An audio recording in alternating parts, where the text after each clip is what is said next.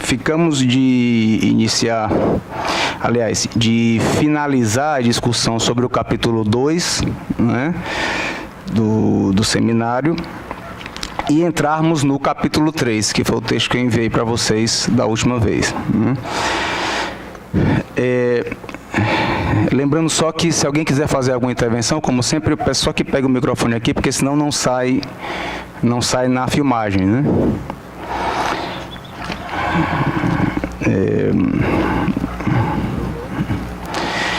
Bem, nós ficamos de entrar na parte 6 do capítulo 2, que ele vai falar do múltiplo paradoxal e do indecidível. É uma, digamos, é uma proposta nova que o Roberto Harari, através da sua leitura de filósofos, principalmente do Alain Badiou e desse Antoine Masson, que é quem faz, por sua vez, uma leitura já do Badiou. Badiou é um filósofo marroquino, mas radicado na França, e é professor de filosofia da Universidade de Paris 8, e que hoje em dia está com seus 80 anos de idade, né, e que trabalha o que ele vai chamar da... Ele não vai se dizer filósofo, vai se dizer antifilósofo, né, e a própria definição de antifilósofo dele é justamente justificada por acompanhar o que ele vai chamar da antifilosofia de Lacan. Então, é um cara que realmente tinha uma leitura, tem uma leitura, né, da obra de Lacan, importante. E aqui, o autor que nós seguimos aqui nesse seminário, o Harari, por sua vez, foi lá nesse livro até comprei agora em Buenos Aires em espanhol, né, O Ser e o Acontecimento. Foi nesse seu livro em que existem meditações dele, do Badiou, que ele vai se utilizar para, digamos, tentar avançar na obra do Lacan. É uma crítica que o próprio Lacan fazia, o Lacan fazia aos colegas da IPA. A gente tem que lembrar que o Lacan, inicialmente, era psicanalista didata da IPA, uma figura importante na Internacional de Psicanálise, essa instituição fundada por Freud e que, segundo Lacan, e nós podemos constatar isso lendo trabalhos de membros dessa instituição, realmente muitos pós-freudianos se afastaram muito da proposta realmente de Freud. E digamos que uma das críticas que o Lacan mais fazia na IPA é que digamos, não sei se nos módulos, nos cursos que tinham na IPA, os analistas de datas e todos que davam aula também, não só atendiam, mas também davam aula na IPA, né, eles só sabiam repetir literalmente Freud, né? Ou seja, olha, não, Freud propõe isso, aí a definição é essa, e o que o Harari vai se utilizar da noção de hiperinflação na Argentina, né? Eles hiperinflacionavam o significante, ou seja, tornavam muito gastos, né? Não é à toa que ele fala em hiperinflação, é que com um certo tempo passa a não valer mais nada, assim como o dinheiro, né? Por que ele se utiliza dessa expressão tão interessante? Para falar para introduzir essa ideia que está na obra de Lacan, no final do seu ensino, que é a do significante novo. Não é do novo significante no sentido do recalcado, de um significante novo. A gente vai usar alguns exemplos aqui, até com Adão e Eva, para pensar melhor o que é que ele propõe como significante novo, né? Mas ele entra nessa parte do indecidível,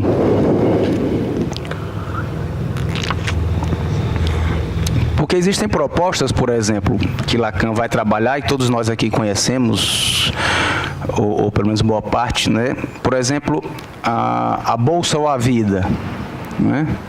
A liberdade ou a morte, Aí nós pensamos, né, como o próprio Lacan propunha no final, aliás, no início e no meio do seu ensino, de que mesmo que você escolha pela bolsa, que o ladrão não leve a bolsa, se ele não leva a bolsa, você morre, né? Mas se ele levar a bolsa, ainda assim você perde algo, né? O que ele vai falar aqui, vai trabalhar com a noção do indecidível, é uma outra forma de escolha, porque essa que eu acabei de falar, e que Lacan cita também, na realidade, ele fala que ele considera como uma falsa escolha. Então,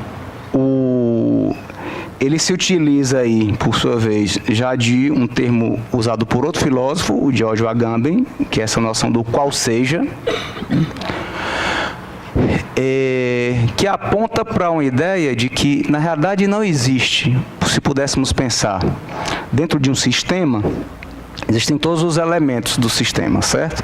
Em que você poderia pensar esse sistema ou afirmando ou negando esses elementos.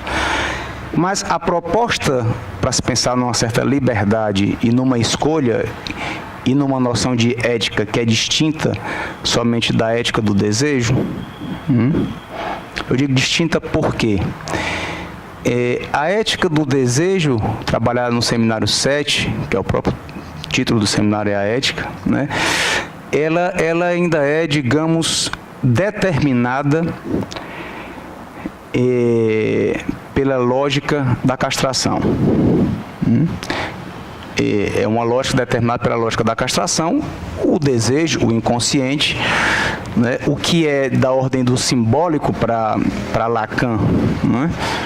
Que ele vai dar essa letra, o S, que vai para significante como para o simbólico, ela é toda fundamentada na lógica da castração. Castrado, não castrado. O problema é que desde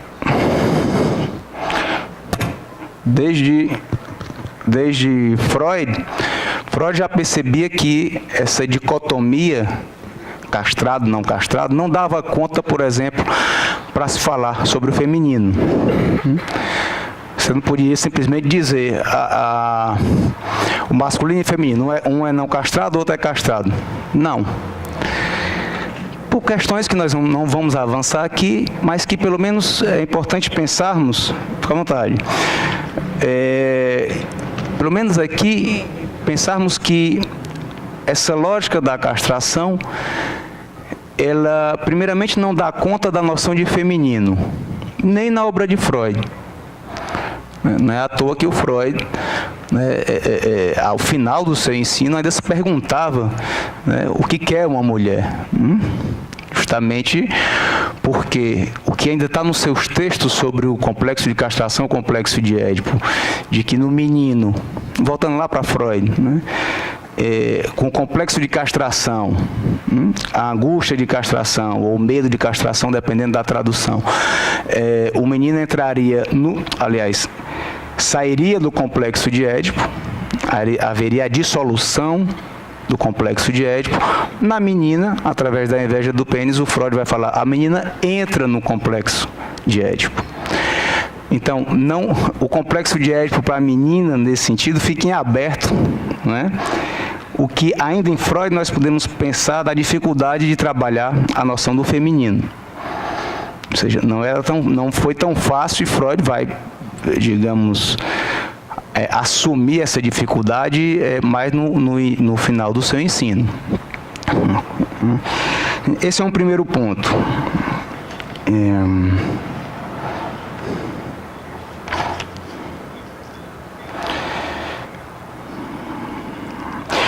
Só lembrando aqui que nós vimos ainda no nosso encontro anterior, o segundo encontro, que quem não tiver visto, tanto aqui como o pessoal que estiver em casa, pode se remeter lá no YouTube, está no segundo encontro, né? Nós discutimos sobre isso.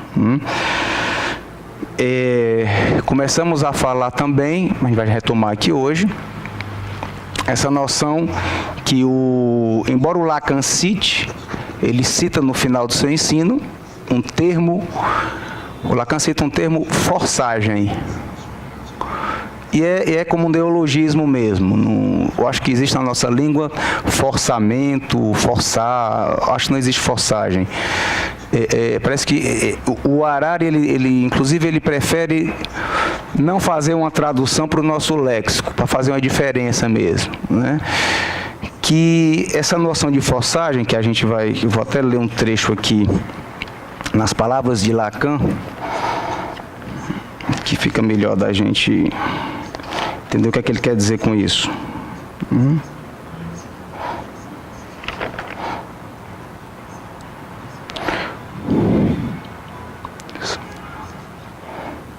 Só para passar por essa questão do indecidível, sem deixar de falar nisso, que eu acho que talvez seja o principal.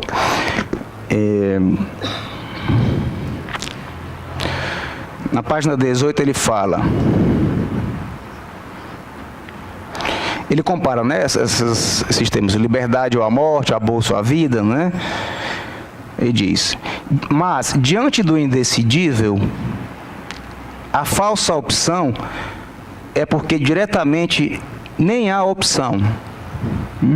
Porque os termos contrapostos não deixam lugar a decisão alguma. Como eu acabei de dizer, a bolsa ou a vida. Você perde a bolsa, é óbvio que a gente prefere perder a bolsa, né? Mas com a nossa escolha se perde também algo. Não existe na realidade uma opção. Ele diz, vamos retomá-lo depois, quando formos ver algumas noções do caos, muito estritamente referidas à questão do paradoxo e do indecidível. Mas diz, mas o acontecimento, portanto, não é de forma alguma conceitualizável nos termos da decisão entre elementos do próprio sistema. Tentando traduzir isso aqui. Para pensar no que nós trabalhamos na vez anterior, do que pode permitir a passagem ou a transformação de um golpe de real. Aí eu digo, não vou repetir tudo aqui porque está no encontro anterior. A passagem do golpe de real para um acontecimento como fundação subjetiva, ele diz, isso seria através da forçagem. O que é importante também nisso? Isso eu já estou fazendo também algumas introduções no capítulo 3, tá? Não vou seguir tão a regra, tão à risca, um depois do outro não. Por quê? Porque ele já vai falar que o Lacan, por exemplo, no seminário 15, que é o ato psicanalítico, o Lacan está muito preocupado em trabalhar a noção do analista, a clínica do analista. Ele não trabalha o que acontece do lado do analisante. Por isso ele até, o Harari lembra, olha, ele não dá exemplos, como dá em outros seminários, de intervenções, de que tipo de efeitos poderia haver no analisante a partir de tal intervenção do analista, por várias questões, por uma própria crítica que ele fazia à noção de contratransferência, e que serve para a gente entender melhor por que foi tão importante para o Lacan a ideia do desejo do analista. Essa noção que ele lança, né? O desejo do analista, que se contrapõe, digamos, a uma clínica que se baseava numa noção de contratransferência. Digamos, o desejo do analista vai radicalmente a uma oposição à contratransferência. Mas, ao mesmo tempo, nos remete a uma ideia, o Harari até usa essa palavra mística, de que numa análise só há um sujeito. Isso é o mais importante aqui. Se nós formos até o meio lacaniano, o meio do ensino de Lacan, se alguém chegar para você e disser, olha, nós temos que pensar na possibilidade de uma posição subjetiva para o analista, o cara vai dizer, você está doido. Você está doido porque do lado do analista não há posição subjetiva, o analista, aquelas coisinhas que como a gente chama? Os clichês, que dizem. O analista não, o analista faz semblante de objeto A, não sei o que, não tem nada a ver com o sujeito, não existe dois sujeitos e tal. Mas não é isso que eu estou dizendo. Na posição do analista, e aí ele usa esse termo aqui que eu acho importante, a disparidade subjetiva. Não é que sejam dois sujeitos da mesma forma, funcionando como o que Lacan mais criticou, né? De que o analista, na contra-transferência, por exemplo, é o inconsciente do analista que está em questão em relação ao inconsciente do analisante. Não é nesse sentido. Mas pensar que de uma forma, digamos, de uma forma ideal, também não ajuda. De que do lado do analista, a partir do desejo do analista, não podemos pensar em subjetividade nenhuma. Eu acho importante isso que ele lança aqui para a discussão.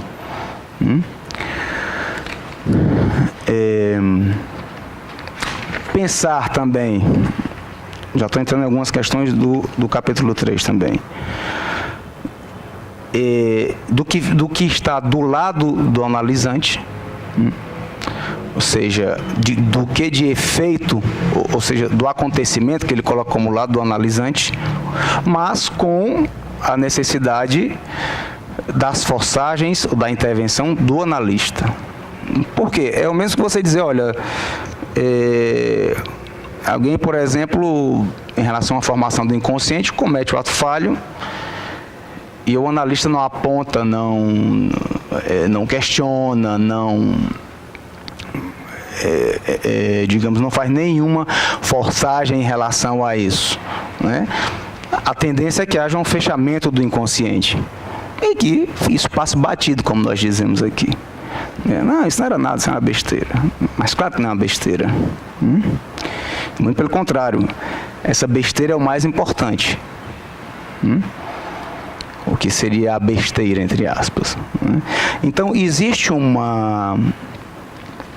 a necessidade da intervenção do analista para que um golpe de real passe a acontecimento.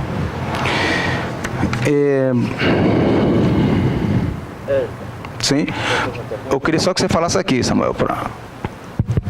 Fala mais perto, que esse microfone ele é mais baixo.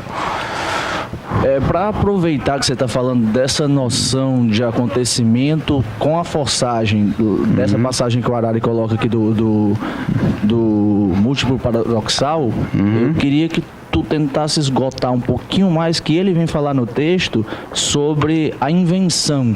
E essa invenção em alguns outros autores, a gente encontra, autores pró-lacanianos, e como isso se dá a partir dessa forçagem. Porque não é uma escolha, de fato. Ele vai fazer uma escolha, mas na verdade é uma invenção em relação àquele paradoxo, em vez de simplesmente fazer uma escolha como se faz em relação à castração. Então, tu pode explicar um pouquinho melhor o que seria essa invenção? Bem, vamos tentar aqui. A tentativa de explicar isso, não sei se explicar, mas pelo menos de trabalhar em cima dessa noção, é justamente esse capítulo 2 e 3, e acho até o restante do seminário é um desenvolvimento disso, né? Mas nós podemos pensar aqui um exemplo interessante, é o que ele dá do Adão e Eva. Não sei se você... Da nominação, exatamente a diferença entre nomeação e nominação. É interessante porque, claro, nós sabemos da importância da noção de significante nome do Pai como nomeação. Mas ele chama a atenção, e isso o Lacan faz no final do seminário 23, que é o que ele vai trabalhar sobre o Joyce. Ele vai dizer, vamos ler aqui que eu acho que fica melhor.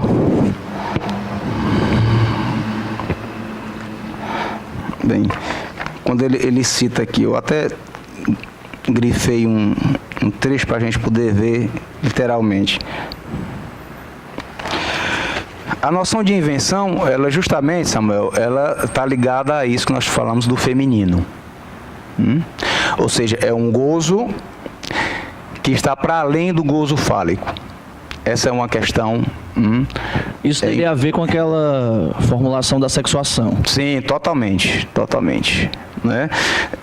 Vou até escrever aqui que eu acho que fica melhor. O que é que o Lacan faz em relação à sexuação? Né? Eu não vou escrever todo o quadro, mas ele faz uma subversão à matemática. Né? ele diz, existe na matemática todo x, φ de x. Isso aqui quer dizer, isso aqui é o φ, que é o falo simbólico, né? Aqui é a universal. Existe a universal e a particular nessa lógica aqui. A particular existe um x, acho que até o contrário existe um x, φ de x, ou seja, existe um que é castrado. E aqui, todo x, φ de x, ou seja, todos são castrados, né? Quando você negativa esse aqui, não existe um x e φ de x, não existe um que é castrado. Ou, se você faz assim, aqui é o contrário, o é assim, é de x. Existe um que não é castrado também. Isso aqui é a particular e aqui é a universal.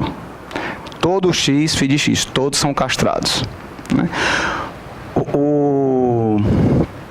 O que é que você poderia, por exemplo, botar todos não são castrados, ou seja, não existe nenhum castrado. Mas o que é que o Lacan faz? Nenhuma coisa nem outra.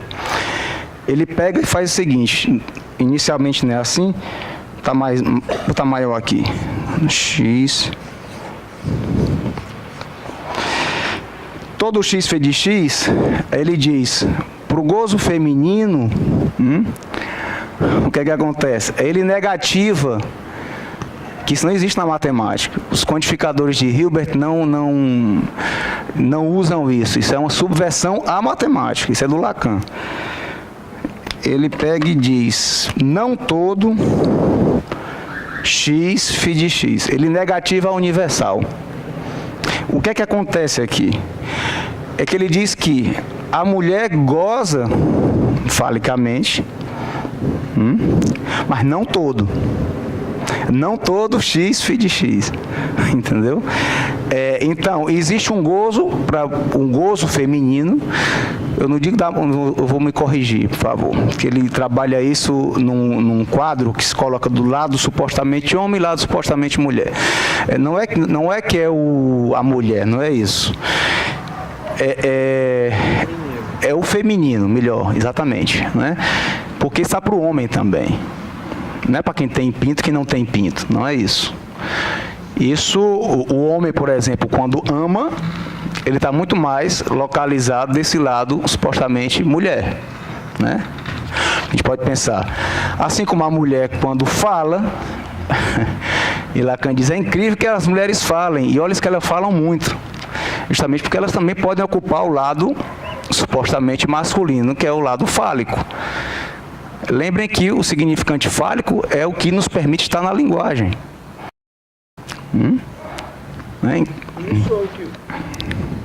Isso é o que o Harari coloca, então, na parte da nominação, que ele vai usar o exemplo do Adão e Eva como o Adão do lado masculino tem o conhecimento que é passado para ele, que ele supostamente tem esse conhecimento, e a mulher tem o saber da invenção. Exatamente, né? Ele diz, o que é que Deus faz com Adão? Isso é importantíssimo porque entra numa série de temas também, inclusive nessa ideia da crítica do Lacan, de que as pessoas só sabiam repetir literalmente o que Freud falou. A psicanálise não avançaria, ficaria ali, né? Isso ele diz, isso é o amor, é a busca do amor eterno do Pai. Como o Adão faz. Deus criou tudo, mas bota o Adão para nomear os animais. Mas ele tinha criado e tinha nomeado ao mesmo tempo. Ou seja, do mesmo jeito que ele diz, faça-se luz, e existia a luz, obrigado. Tá. A gente tem que pensar com os animais também, né? Porque ele criou já dando um nome.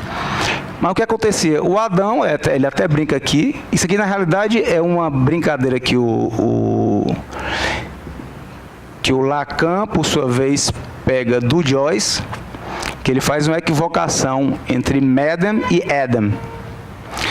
Entre a mulher, que é Eva, e Éden, Adão. né? De que, na realidade, quem nomeou foi Deus, não é? Quem nomeou. E essa a questão do significante como criando, como o mundo, né? A leitura criacionista do significante. O Adão, na realidade, o máximo que ele podia fazer era testar se ele dava um nome, se era o correto que Deus já tinha dado, entendeu? Então, isso aqui, gata, se era gata mesmo que Deus tinha nomeado ou não, né? Não existia nada de novo, essa é a ideia dele, né? Enquanto que Eva, falando com a serpente, com a cobra, né? Como existe na escritura do Gênesis, né? Falando qualquer coisa com a cobra, ali ela estava nominando. É mais uma forma para se dizer que o que é não toda, castrado, ou seja, está fora do sistema do tesouro do significante, talvez pudéssemos falar. Sistema é linguagem? Considerando como um sistema que tem elementos, né? Tem um sistema tal que tem tais elementos. Tudo tem que se decidir a partir dos elementos dentro de um sistema. É porque nós falamos um pouco aqui na vez passada sobre a diferença entre borda e... Né? E de que existe também aquela ideia que você disse aqui, do umbral, que é o que fica entre os dois, né? De que fora do sistema, ou seja, qual é a importância que a gente vê na clínica? É que tem um aspecto da linguagem que está além das formações do inconsciente. Nas formações do inconsciente, o que está em questão é o retorno do recalcado, certo? Ou seja, do que está dentro do sistema, digamos. O que retorna é o que está dentro do sistema, dos significantes, podemos dizer, né? O que ele está propondo aqui é que a clínica está para além disso, que é necessário se levar isso em consideração, claro, óbvio, né? Mas é necessário, mas não suficiente. Que existe outra dimensão que é justamente ele vai se utilizar disso do feminino. Não é à toa que ele diz que a posição do analista é uma posição feminina. A escuta do analista não está só relacionada às formações do inconsciente. Tem as formações do inconsciente. Eu acho que a gente... ele faz até um quadrinho, ele diz: Adão, ordem do conhecimento, ele até relaciona com o discurso do universo, que segunda, né, amor eterno ao Pai, que como a gente vê também se fazendo com Lacan. Com Lacan é pior ainda, né? Porque Freud, pelo menos, ele escreveu de forma obsessiva aqueles escritos dele para tentar dar um caráter científico, embora não conseguisse, claro, por uma questão óbvia, que não tem como fazer isso com psicanálise, né? Tem um real que impede que a gente faça isso. Agora, com Lacan, eu digo, é mais absurdo ainda, porque Lacan falou esse seminário dele. E muitas vezes nós vemos, por exemplo, se alguém disser, não, mas Lacan não disse exatamente assim, então não pode ser assim, tem que...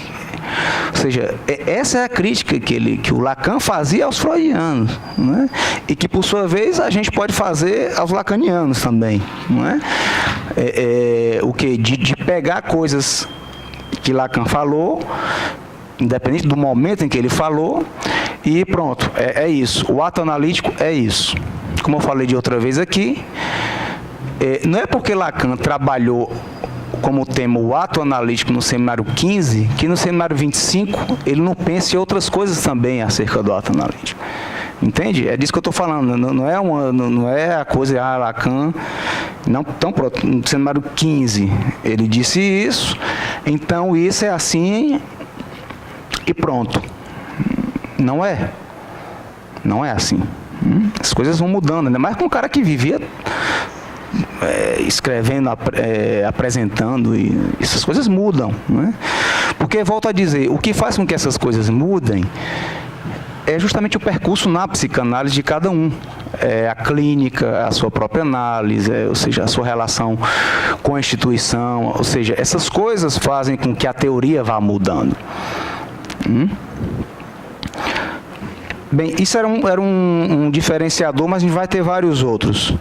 Daqui a pouco a gente vai falar do atrator estranho e da noção de iteração. Eu acho que também serve para a gente visualizar melhor o que é essa ideia de invenção.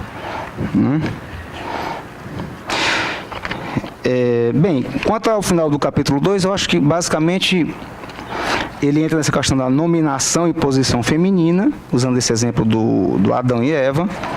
Mas, claro, ele vai retornar a isso em outros momentos.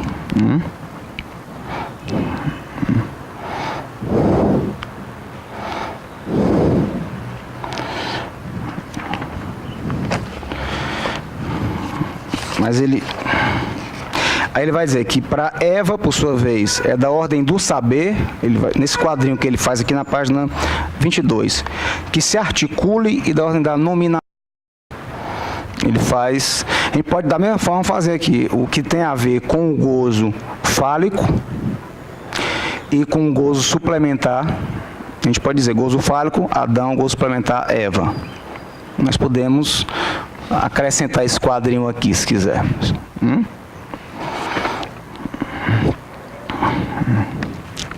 E tem uma coisa muito importante que ele começar a falar aqui, aliás, retomar aqui, que é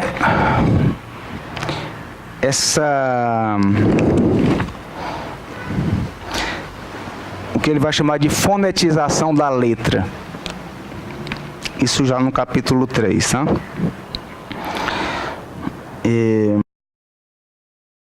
Vamos ver, tá aqui, encontrei a citação dele, na página 4 do capítulo 3, tá? A primeira parte que tem é um duro. Ele vai dizer aqui, no último parágrafo. Quando aparece a forçagem, no sentido específico que estamos tentando trabalhar, é uma pergunta, né? Esse sentido é utilizado por Badiou também, mas ele vai estar aqui quando aparece na obra de Lacan. Lá para o final do seminário 24, que é praticamente o penúltimo seminário de Lacan.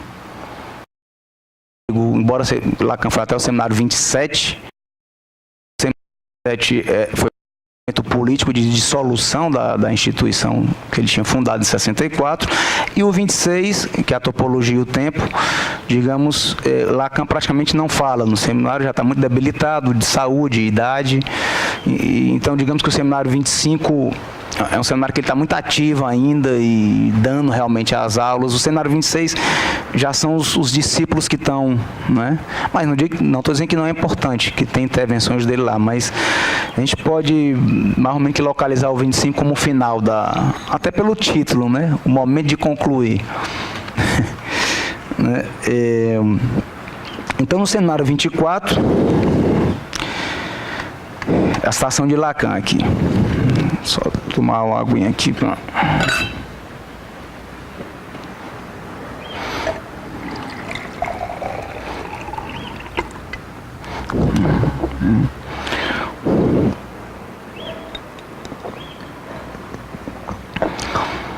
Ele diz: se vocês são psicanalistas,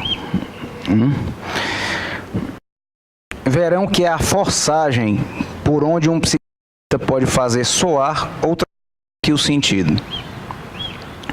O sentido é o que ressoa com a ajuda do significante.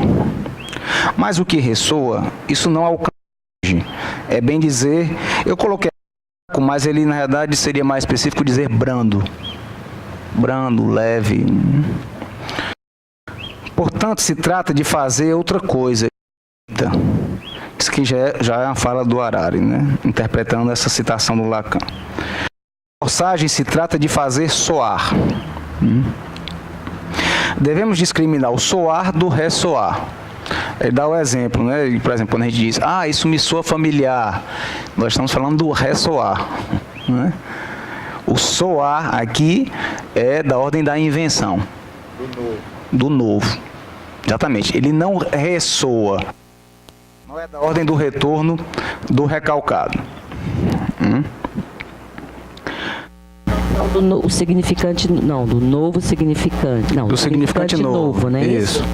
Aí fazendo a tessitura. O significante novo é a letra, né? Porque coloca... Isso também nos desencontros passados, né? Sim. Tá? Ele cita aqui alguns trechos do seminário do ano anterior, que foi o que nós vimos aqui, a psicanálise entre a pulsão e a poesia, né? Mas claro, ele está dando elementos... Até a filosofia, né? O Badiou, o Agamben. O Harari escreveu um livro que foi muito aceito na época e ainda hoje, que é Como se chama James Joyce, né? E talvez seja o livro que até agora, inclusive tem a versão dele em português, tem uma edição brasileira da Companhia de Freud, mas está esgotado. Eu tenho ele aí, se alguém quiser. Mas se alguém quiser, quer dizer bater cópia.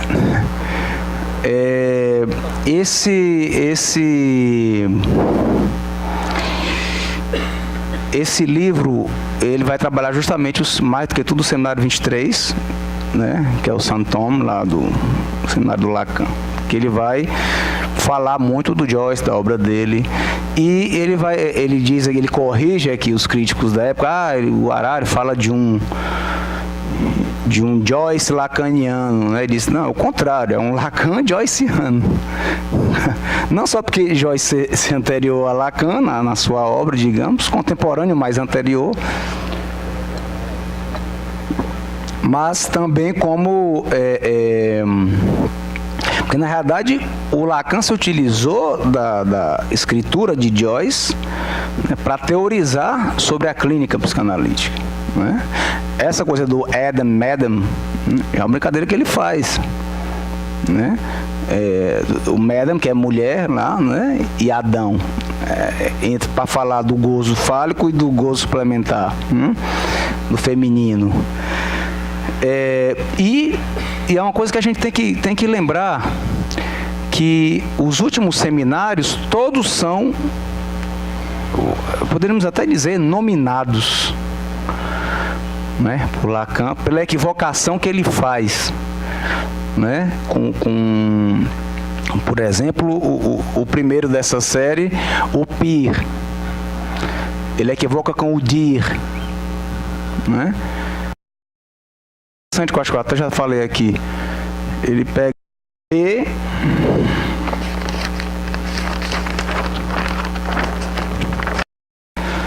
um P,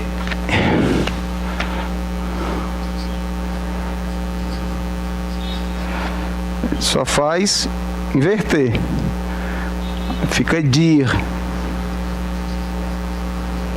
quer dizer, né? Do pir ao dir, do pior ao dizer,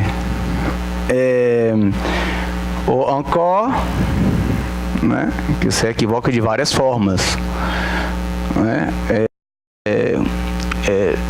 Le nom du père, os nomes do pai, e os não tolos erram, ou erram como errância também. Então dá para fazer várias. Era assim que o Joyce escrevia, através do que ele, não é da fonematização, ele chama a atenção a essa diferença, era da fonetização da letra. Então, você é a razão pela qual, acredito eu, o Lacan se interessou tanto também pela escritura poética chinesa. Nós não vamos desenvolver isso aqui agora, mas porque ele vai citar nesse mesmo seminário 24, né, é uma citação mais radical ainda do que essa da forçagem, que ele vai dizer: se vocês querem ter a noção do que é a intervenção do analista, escutem um chinês, ele cita o François Chen, recitando um poema a partir da escritura chinesa. Como eles necessitam da letra. Mas por que é interessante? A língua chinesa é uma língua tonal. Então ela se dá, a significação é de acordo com os tons. Por exemplo, Vou demonstrar como leigo, claro, aqui, né? Mas eu tenho uma levíssima noção, né? Por já ter lido algo nesse sentido. Os tons, se não me engano são 4, ele escreve assim. Um é assim, outro é assim.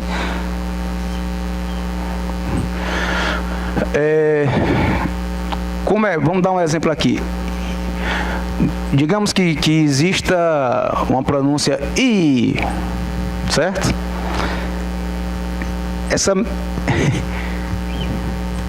Essa mesma letra I, se ela segue esse tom, ela é estável. E se ela vai num tom ascendente, ela é assim. E começa baixo e sobe. Se é num tom descendente, ela é I. E a mais interessante que é essa. I. Claro, é um leigo em mandarim, mas até porque se tem uma ambição que eu não tenho, é saber falar bem do mandarim. Hã? Tem um trabalho, um livro, que inclusive ganhou no Jabuti, ele fala sobre a Lacan e a língua chinesa. Com o chinês, o brasileiro em chinês, escrevendo. Né? Não li ainda, mas o François Cheng é radicado na França, mas é chinês, e foi professor, digamos, de Lacan em relação a isso, né? Então ele tem um livro, que até tem ele em espanhol, A Escritura Poética Chinesa. É maravilhoso o livro, né? Então, mas a gente está falando dessas coisas todas para quê? Para falar de outras figuras da linguagem, que não apenas metáfora e metonímia, que são as figuras que o Lacan, por excelência, vai relacionar com deslocamento e condensação de Freud, não é? Existem as figuras de dicção também, que tem a ver com isso aqui.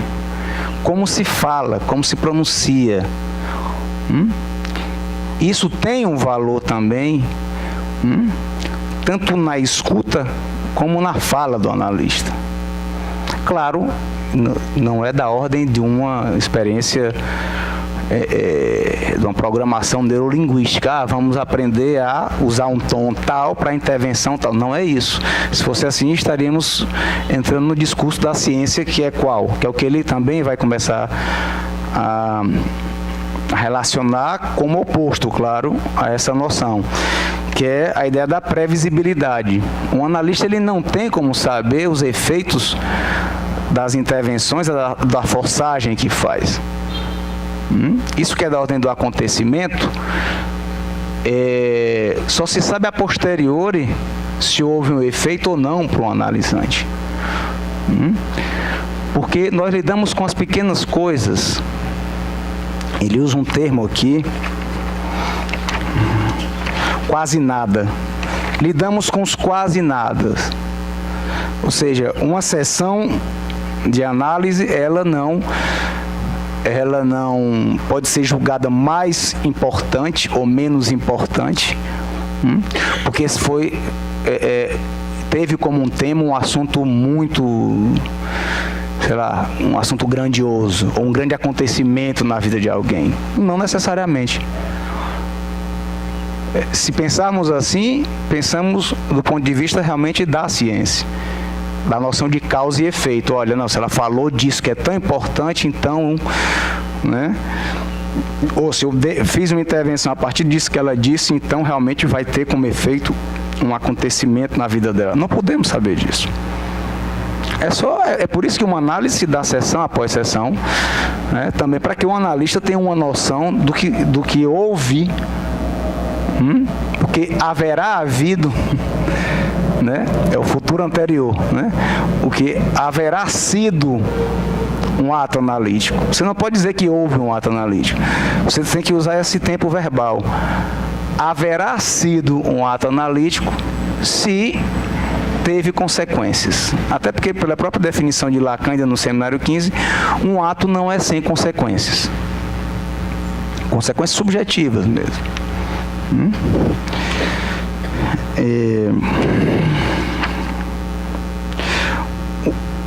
Então ele, só fazendo de novo uma comparação entre o ressoar, o reencontro do recalcado e o significante.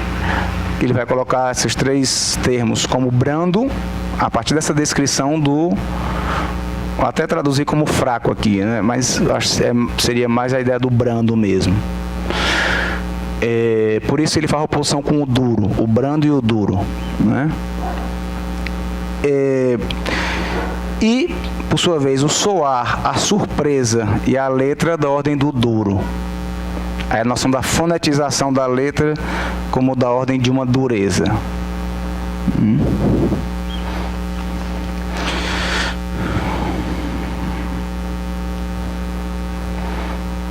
Tem um trecho que eu marquei aqui importante.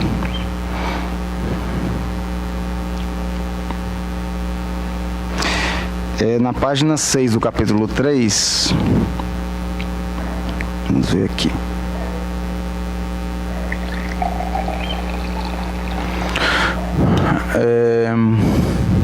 Você está com o microfone aí, Auri? Lê aí, por favor. Tá aí o microfone? Tá. Veja aí, é o segundo parágrafo, página 6 do capítulo 3. Então se trata... Fale perto que ele é... Alô? Pronto, fale só perto que ele é mais baixo o microfone. Então se trata de obrar ao modo poetizante, como a queixa de Lacan. Lamento não ter sido, não sei dizer. Poetecer. Poetecer, palavra mala, onde junta poeta e bastante, que poderíamos transcrevê-la como não ter sido bastante poeta. Nesta operação de forçagem, se trata de trabalhar com o real da letra, mas isto tem que se diferenciar do efeito na posição subjetiva, ao qual já me referi como fundação subjetiva.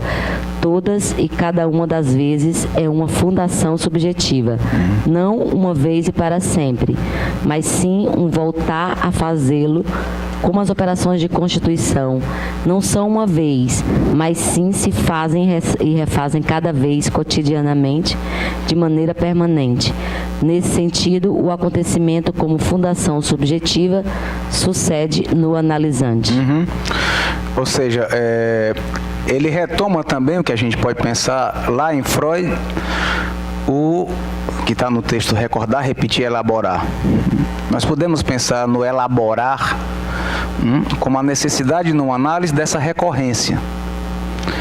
Mas vamos ver aqui como é que ele está considerando isso que ele chama de recorrência, né? Não é a repetição do mesmo. Mas o que é importante inicialmente aqui? De que depende para que também tenha consequências, que isso, assim como, por exemplo, a noção de alienação-separação, que é necessária para pensarmos a constituição do sujeito, do inconsciente, né? Essa fundação subjetiva que ele fala aqui, a partir da nominação, é necessário também que pensemos numa, como é que ele chama? Numa recorrência, ele chama recorrência elaborativa, que não é pura repetição, não é repetição do mesmo. Isso é uma primeira coisa a diferenciar, né? Vamos ver aqui.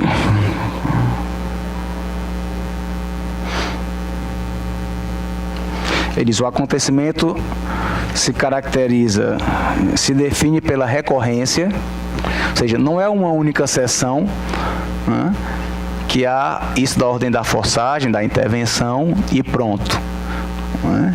Pode ter efeitos, mas que isso vá se construindo e funcionando como fundação subjetiva, é necessário sessão após sessão.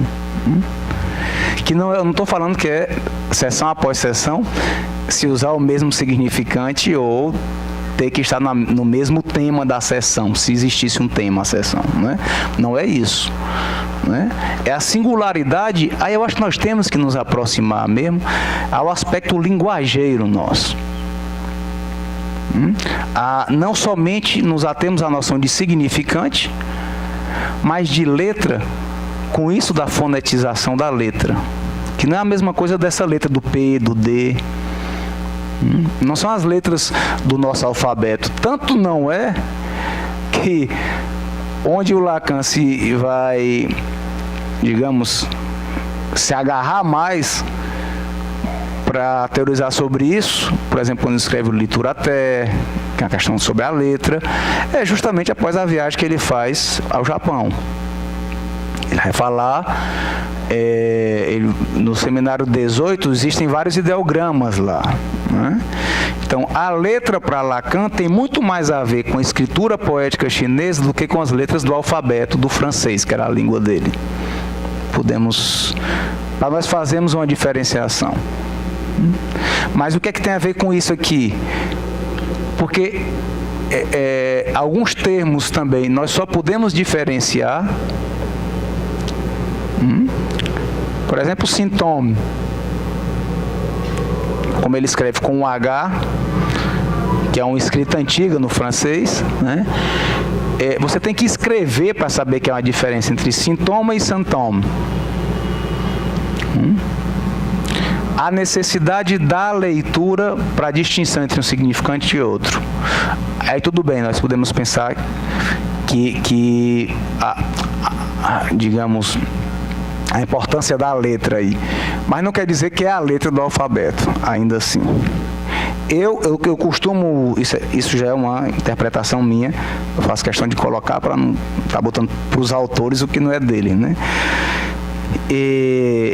Eu relaciono, particularmente, Wellington, já apresentei trabalhos falando disso, muito mais a melodia, o ritmo, esses elementos, e eu acredito que essas coisas, esses elementos, têm muito mais a ver com a noção de letra do que essa noção da letra do alfabeto, entende? Isso é a minha leitura, a minha interpretação a partir desses seminários, principalmente que o Lacan vai trabalhar tanto a la Joyce, né? Com a fonetização da letra, que era algo da clínica do Lacan, a gente tem que lembrar disso. Não é só que ele pegou, achou bonito o que Joyce escreve, não, eu acredito que foi importante, por quê? Primeiro porque ele considerava, essa é uma definição do Lacan, o Joyce como sendo estruturalmente psicótico, mas que ele conseguiu, com a sua escrita, não sofrer dos fenômenos elementares da psicose, o que a filha dele, por exemplo, a Lucia, não conseguiu. O filho dele viveu alcoólatra a vida inteira. A Lucia viveu internada como esquizofrênica em manicômio, acho na Inglaterra, né? E o Joyce não. Ele conseguiu, de alguma forma, e isso interessou também ao Lacan, né? Como é que uma escrita pode dar condições a que alguém faça uma prótese, sei lá, no que manca na sua estrutura, e ele não seja invadido por alucinações, não seja invadido, não é? Ou seja, não é que ele deixou de ser psicótico estruturalmente, mas ele conseguiu não ser invadido pelos fenômenos da psicose. Essa é a melhor noção do sintoma. Exatamente, né? Justamente é um sintoma radical aí, né? A transformação de sintoma em algo que tem a ver com um desejo mais puro, né? Realmente bem que você lembrou, realmente é um exemplo radical, né?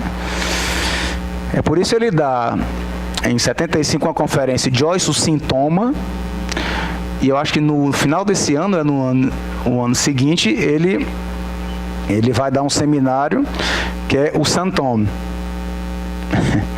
Inclusive equivocando com o Santo Homem, Santome, São Tomás de Aquino, não é? Justamente fonetizando a letra.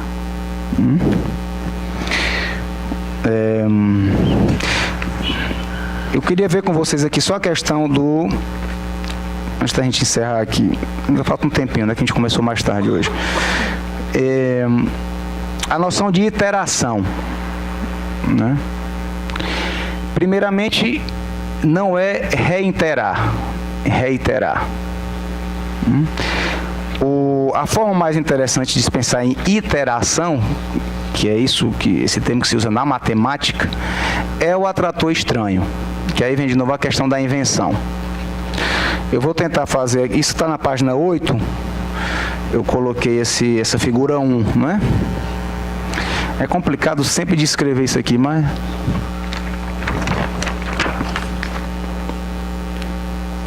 Vou tentar.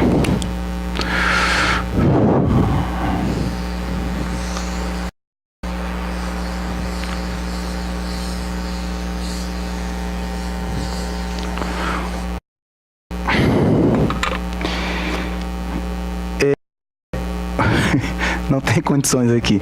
Eu vou mostrar aqui na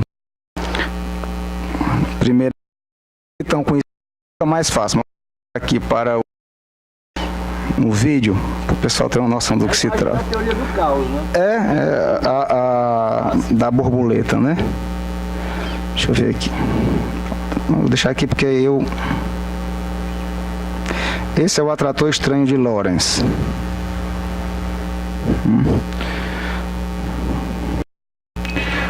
Para quem tiver por acaso aí na internet, esse aqui é a imagem do atrator estranho de Lorentz. O que é isso?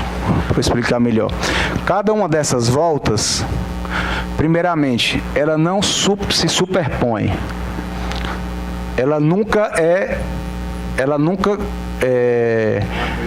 a mesma, passa pelo mesmo percurso. Porque veja bem, isso aqui, que claro, óbvio, não tem como desenhar, porque é em terceira dimensão, só para começar. Ou seja, no eixo X, Y, Z,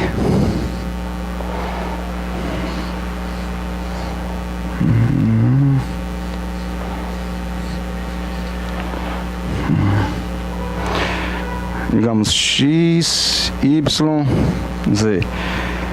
Cada uma dessas, existe uma equação e cada uma dessas variáveis, né, claro, localiza no nosso espaço aqui, tridimensional.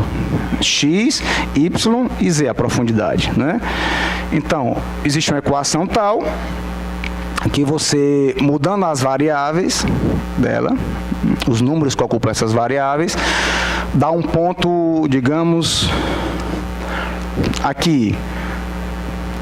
Isso um computador fazendo de forma muito rápida, né? Depois dá um ponto aqui, outro aqui, outro aqui. Isso aqui é a ligação dos pontos, certo? E o que é interessante aqui? Que, por mais que seja sempre nova a volta, nunca passe uma volta, uma linha dessa por cima da anterior, elas ainda assim seguem uma lei.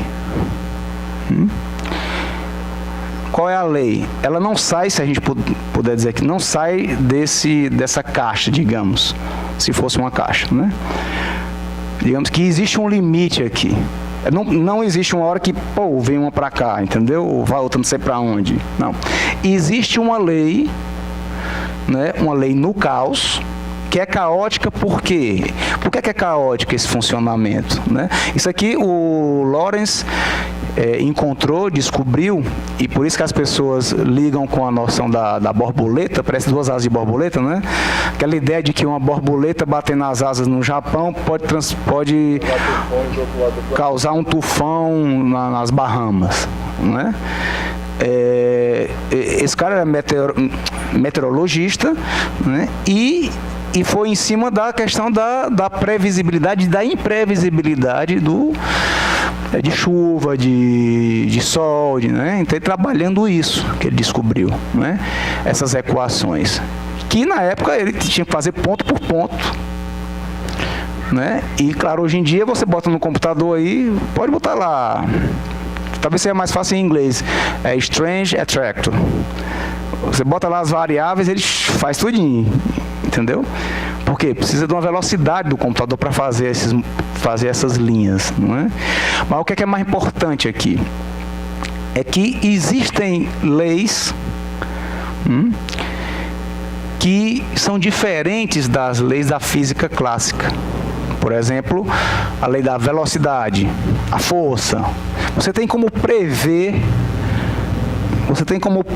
se um carro sai daqui agora, com uma aceleração tal, velocidade tal. Você sabe que daqui a, sei lá, quanto tempo, alguns minutos, ele vai estar exatamente, digamos, no ponto B. Aí você pode chegar no papel e marcar o pontinho que o carro vai estar. Entendeu? Você calcula pela velocidade, atrito, tudo.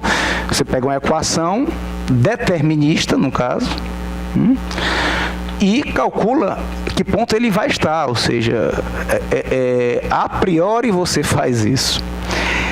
No caos, só a posteriori pode-se saber por onde passou aquele ponto.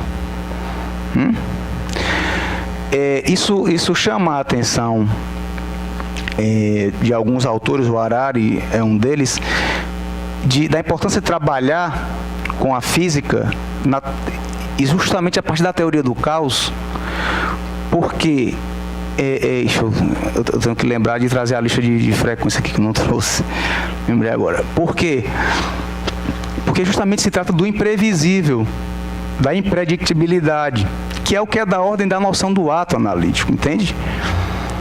Ou seja, o que é desta ordem aqui, do caótico, né? O caótico não quer dizer que o Lacan ele se refere ao real como sem lei nem ordem.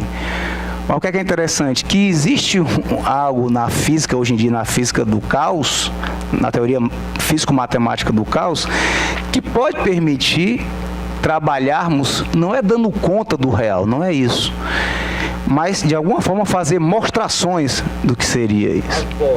Exatamente, não é? Pensarmos em borda, pensarmos no novo, na invenção, porque se cada um é novo, cada um é invenção. Não é repetição do idêntico. Não é só retorno do recalcado, entende? Sim, Ayrton. São Alô? Oi.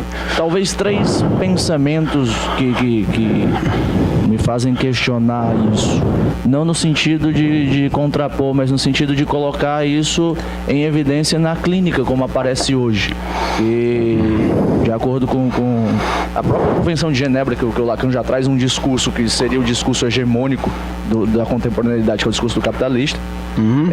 E isso se coloca no sentido de um discurso obsessivante. Eu te dou a resposta e você tem que seguir aquela fórmula que o Biermann trabalha também como os 3 mal-estar da contemporaneidade que aparecem. E o Harari ele trabalha já a nominação no capítulo anterior como talvez um quarto laço, já no RSI. Um quarto laço não, um quarto nó. Eu não conheço o quarto nó, então eu não sei como ele funcionaria dentro do RSI. Talvez uma formulação 3D, não sei.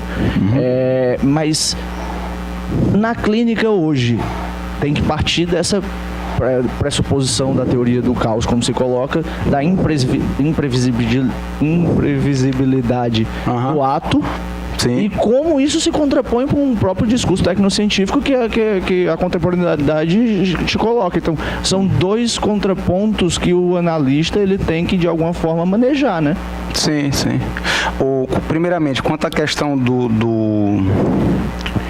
da nominação como quarto elemento ou nó, tal, ele está se referindo aí ao Saint-Thomas como o quarto elemento na cadeia borromeana de 4. Que é justamente o que ele inicia o seminário 23, que é o Saint-Thomas, fazendo, né? Ele tem um matemático lá, eu acho que é o Sorri, encontra lá ou descobre, sei lá, que existe a possibilidade de fazer o nó borromiano de 4.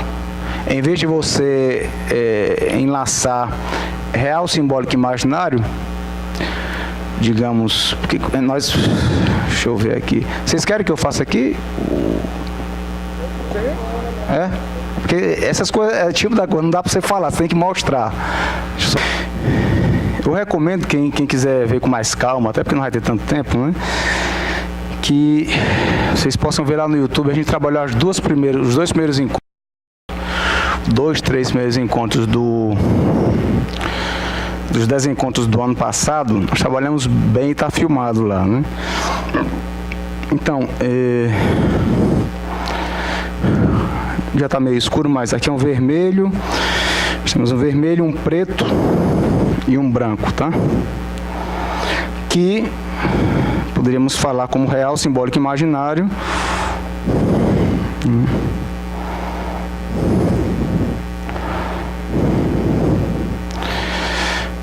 Real, simbólico e imaginário, certo? Os três registros, né? O que o Lacan cita como nominação, ou seja, é algo que tem... é importante a gente pensar, né? Que ele teve que inventar essa noção do Saint-Thomas. Ele deu até essa letra, o sigma.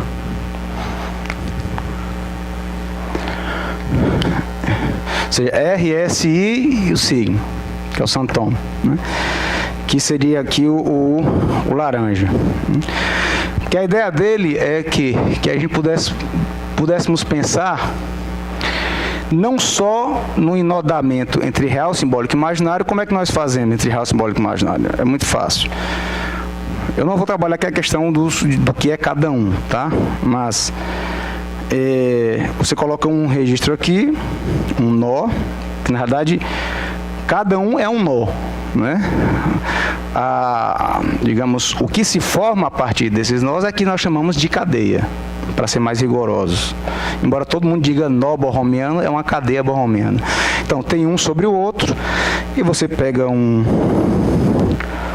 terceiro e passa por cima do que está por cima, por baixo do que está por baixo, por cima do que está por cima, por baixo do que está por baixo, né? E você fazendo assim, você tem uma cadeia borromiana de 3. O princípio dela está aqui, ela está enodada, né? Enlaçada. Mas vejam que há uma equivalência aqui entre real, simbólico e imaginário. Digamos, aqui é real, aqui é imaginário, o simbólico é o branco. Você coloca na extremidade o simbólico e o imaginário, o real fica no meio. E aí vai. Eles têm valores equivalentes aqui, né? São realmente equivalentes. O que é que ele propõe com a invenção, com o Saint-Thomas, de um quarto elemento? É enodar borromianamente, lembrando que borromianamente quer dizer o quê? Que se você tira qualquer um desses 3, os outros 2 desfazem. Eu enodei com o branco, né? Mas se eu tiro, por exemplo, o vermelho,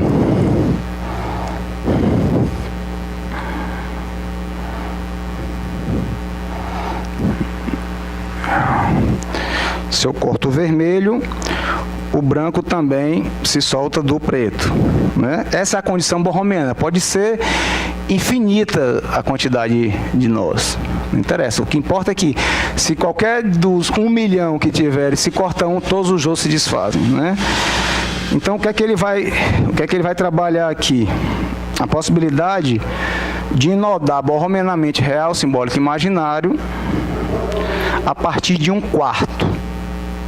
Isso aqui eu vou precisar da sua ajuda aqui. Vem aqui. Deixa eu ver, colocar... Acho que é assim. Só segura aqui. Só segurar de cima, pronto.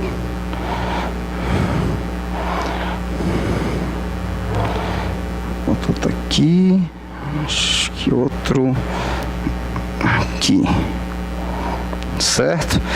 Aqui está, deixa eu ver se é assim mesmo, acho que é, sabe já se é.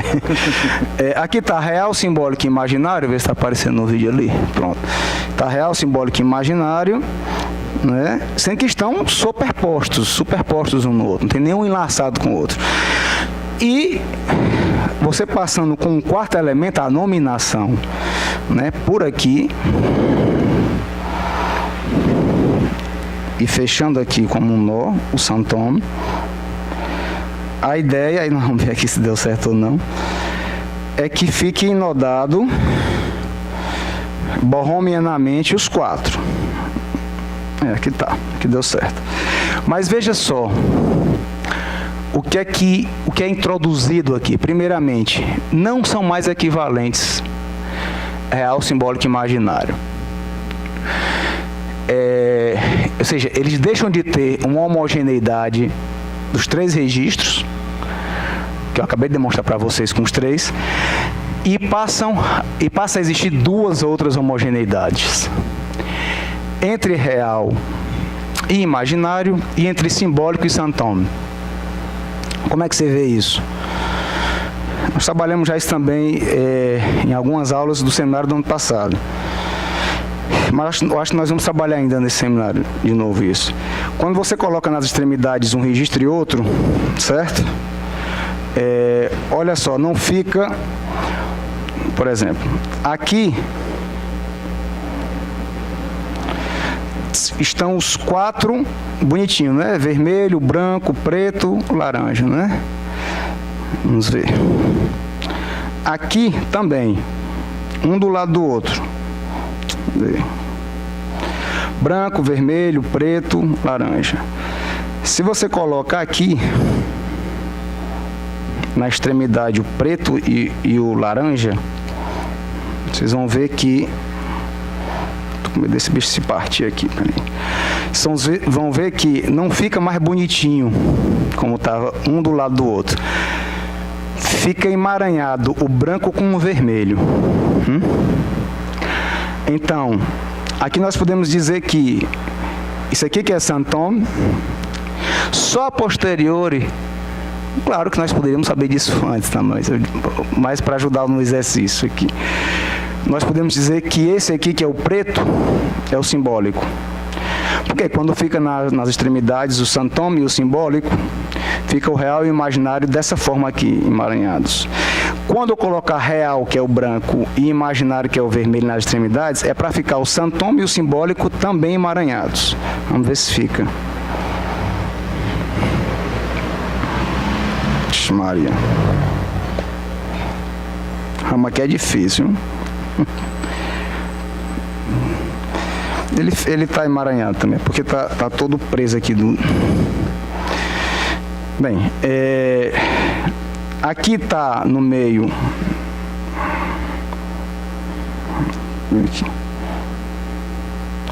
Aqui está muito torcido. Aqui fica no meio o santome e o simbólico, que é o laranja e o preto, tá? Para inodar real e imaginário, certo? Então, se criaram aqui 2 homogeneidades. Então, já não é totalmente homogêneo, real, simbólico, mas ele marca, além de ser novo, de nominar, ele marca uma diferença entre os registros. O que eu poderia aqui adiantar de uma certa leitura, acompanhando o Harari também, é que para inodar real e imaginário, podemos dizer, é necessário mais do que só o simbólico. É necessário uma noção de linguagem que vai para além do simbólico. Podemos dizer, por quê? Um santome. Só dá o microfone aí. É porque senão não sai no vídeo, entendeu?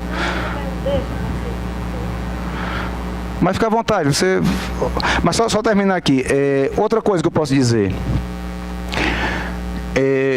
Aqui, esse emaranhado aqui do meio, podemos ler uma frase de Lacan. Aqui, tá saindo aí o som? Tá?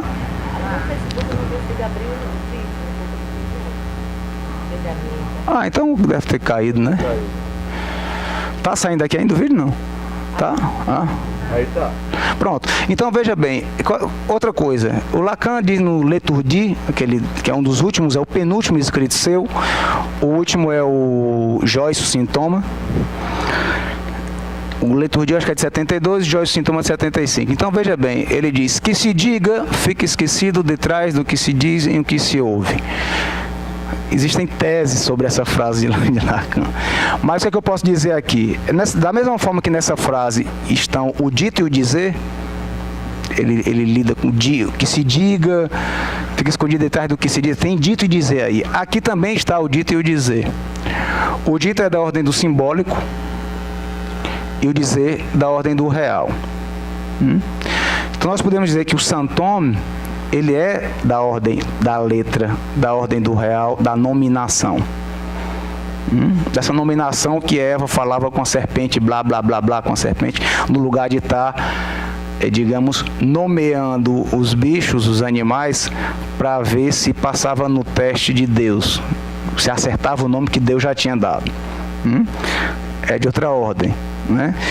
E isso serve também, gente, para a gente pensar, juntamente com o esqueminha que eu coloquei agora há pouco aqui, o atrator estranho, que a relação, e eu não tenho como deixar de visualizar de um lado analista e de outro lado analisante.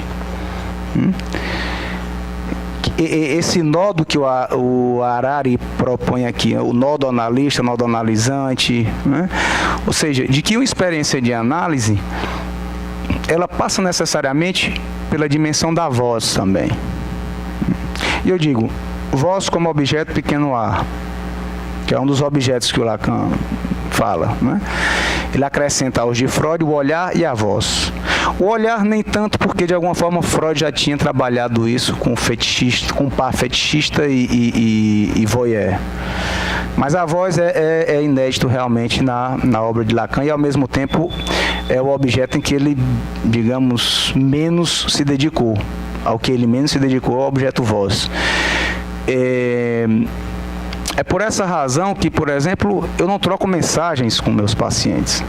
Mensagem nem de texto nem de áudio. Porque a voz, ela faz parte, né, da relação com o analisante. Eu digo sempre, hoje em dia, melhor ainda, porque tem o WhatsApp, você pode estar, por exemplo, em Buenos Aires e alguém pode fazer a chamada via WhatsApp. Antigamente eu tinha um telefone só de lá, para, se fosse realmente algumas vezes é necessário, você falar, o paciente não poder esperar tanto assim uma próxima sessão. Mas, alô, falar em voz, mas é fundamental pensarmos essa dimensão da voz também, que é uma dimensão de real também, entende? Alguém pode pegar o seminário, acho que o 10, a angústia, né? Que ele vai dizer, alô, o Lacan vai dizer que não é da ordem do sonoro, não é da ordem do que se escuta, tal, tudo bem. Mas isso é o seminário 10, seminário 11. Quando ele vai trabalhar essa dimensão da linguagem, eu acho que nós temos que considerar, sim, como um elemento importante na clínica, né? E que justifica, por exemplo, essa coisa de a importância de você estar conversando com o seu analista, não mandando o áudio, mas falando e sabendo que ele está do outro lado da linha, né? E vice-versa, né? Por isso é uma questão, claro, não é uma regra, essa é uma questão minha, da minha clínica, que eu me sinto mais seguro em tratar as questões assim. Isso de mandar áudio em mensagem, não sei o que, eu não me confio nisso, acho que fica um negócio muito solto, entendeu? E eu acho que esse esqueminha, que está muito mal feito aqui, mas ele aponta para uma relação em transferência entre analista e analisante, em que outras coisas também, além somente dos significantes, né, estão em questão, rondando de um lado para o outro, do lado para o outro, né? E isso tem uma relação com a voz, eu penso, né? É uma outra coisa que eu acho importante. Você ia falar? Não.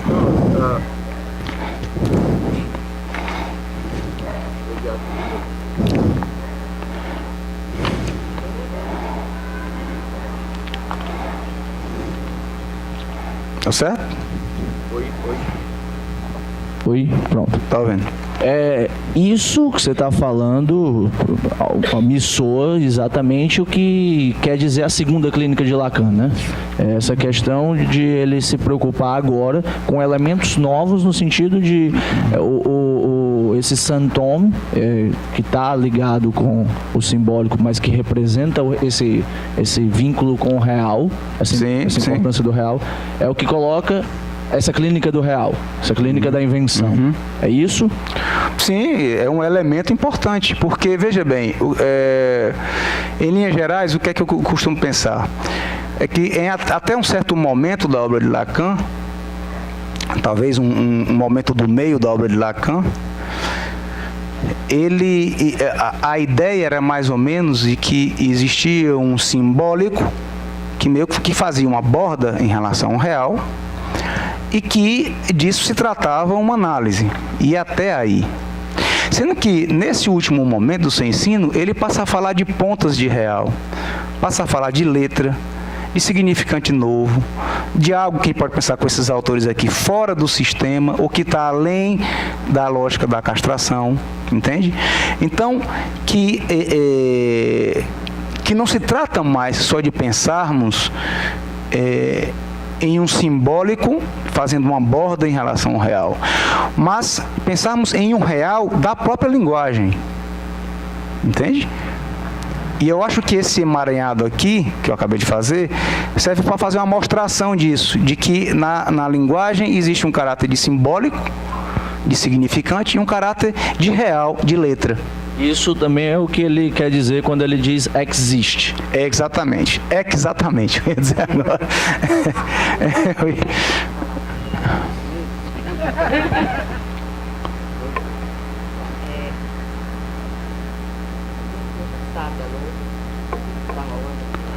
Quando a luz vai apagar. Alô? Alô? Oi, pode falar. O significante novo é a real linguagem? Se trata da mesma coisa? Sim, tem a ver, sim. Tem a ver ou é a mesma coisa? São diferentes tipos de nominação, poderíamos dizer. Né? Por exemplo, hoje em dia tem uma autora, a Colette Soler, né, que ela fala de um inconsciente real. Né? Eu acho que ela está falando da mesma coisa do que a gente está falando. Lembrei disso, exatamente. Mas que tu já se opôs a essa categoria conceitual. O que eu acho complicado usar esse termo inconsciente real é porque, a primeira coisa, inconsciente é uma coisa e real é outra. Né?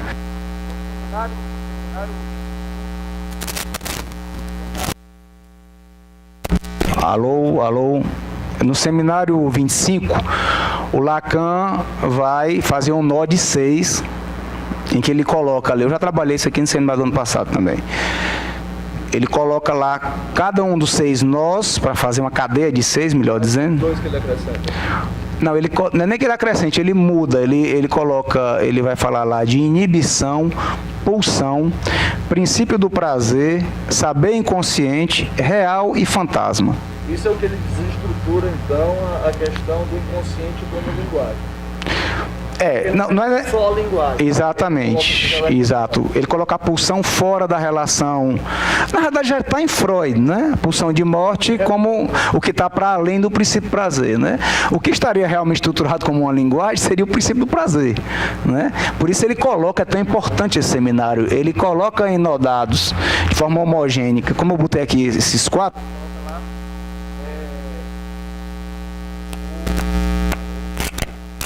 Alô? Ele coloca lá o princípio do prazer e o saber inconsciente, entendeu? Ele coloca fora disso, não é fora, relacionado com isso, mas de uma maneira não tão próxima. O real, o fantasma, a pulsão e a inibição. A inibição quanto ao fim. Se ele quisesse falar de um inconsciente real, eu acredito que no final da sua obra ele não colocaria o inconsciente tão distante de um real, não é? E nem sequer inodado, daria um nome, como ele fez, ele falou do falacer, par lettre. Lacan passou a vida fazendo isso, o final do Sensível era nominando realmente coisas, não existia nem no vogal, ele foi la langue, ou seja, a partir do, né?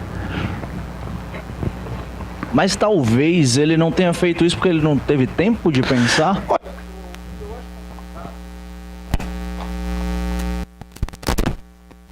Esse negócio que não tá dando certo, não. O que eu acho complicado a noção de inconsciente real, e eu acho mais interessante se falar de uma real linguagem, é porque esse nodamento que eu fiz aqui, aí está simbólico e santome, inconsciente e santome. Entende? São dois elementos enlaçados. Isso no seminário 23, entende? Então, você dizer que existe um inconsciente real, é a mesma coisa você dizer que eles estão amalgamados. É a mesma coisa você dar um passo anterior, entende? Não, nesse simbólico aqui está o real e o inconsciente. O inconsciente real é isso aqui. E eu acho complicado isso, porque, primeiramente, não tem rigor nenhum topológico na topologia dos nós, né? E eu acho complicado você falar que existem dois inconscientes.